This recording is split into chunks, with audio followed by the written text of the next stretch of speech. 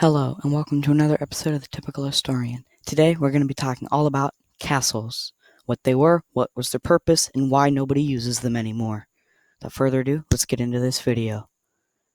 Now, the history of castles.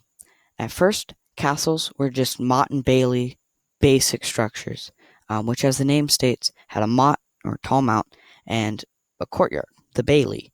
Now, this style was replaced in the 12th century by stone castles. Because wood, as it turns out, can be burned, and that's not any good for a castle.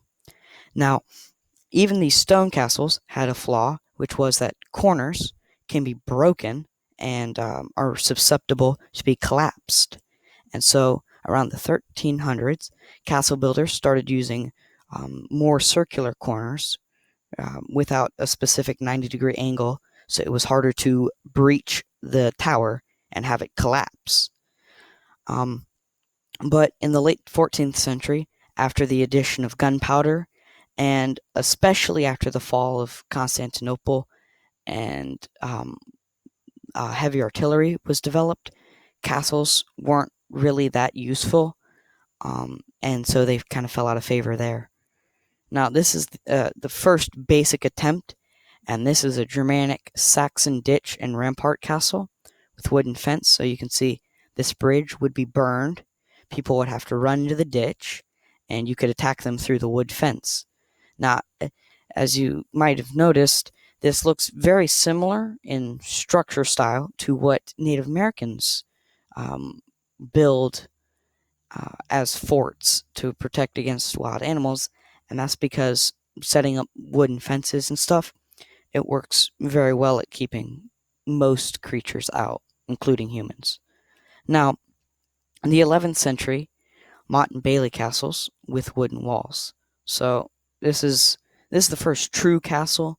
Before that was basically just a house. That was a group of houses with a wall around it.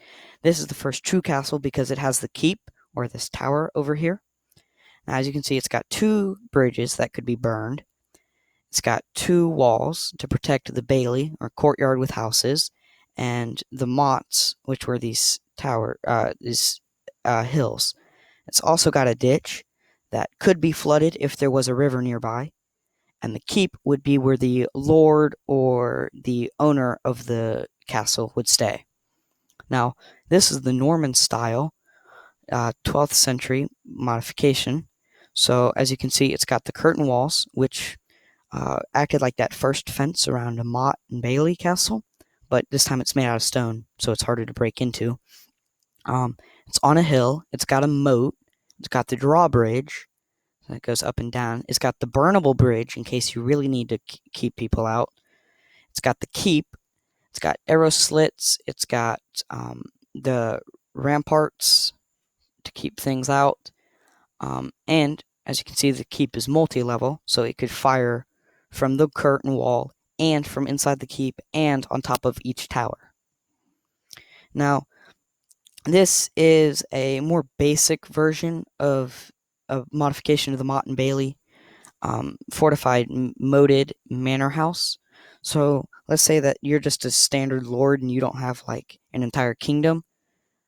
You might choose this style to replace your motte and bailey by building up a stone wall and then building your manor or big house, inside that wall and protecting it with a moat. And this is basically the best castle you could build. So it's got a bridge that you could burn. It's got a drawbridge. It's got the front gatehouse tower. It's got an island that could be sunk. It's got completely surrounded by water.